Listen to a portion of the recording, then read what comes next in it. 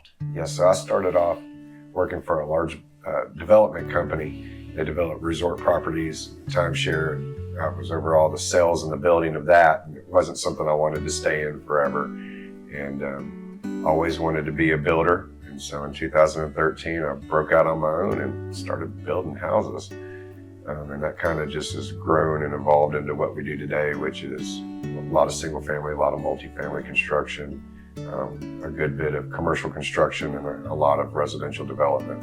And we've been blessed. We've been blessed. We've got great people that we built houses for, people that multiple generations of families that live in our houses and our multifamily.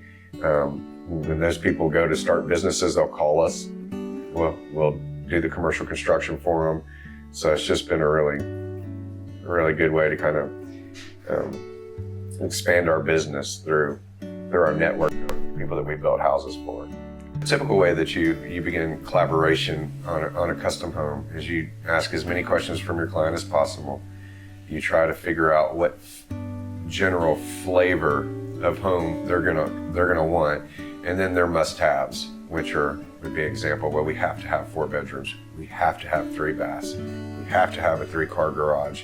You start from that list and you start whittling it in from there. And that's where a good architect, once you get kind of their must-haves and the general flavor, that's one of the benefits of using, for example, Todd and Max, is that once we get them to that level and we have a general idea of what they want, we can have a meeting with them, and they typically know the questions to ask to really pull out of the people exactly the vision that they have in their mind so that they can get it down on paper.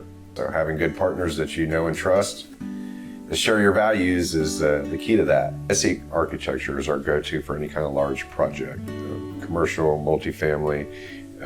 If we're building a mansion, we're going to have them design it. Any big projects, we definitely get them involved. And one of the reasons is, number one, they're very easy to communicate with. They get back to you very quickly. You don't feel like just a number.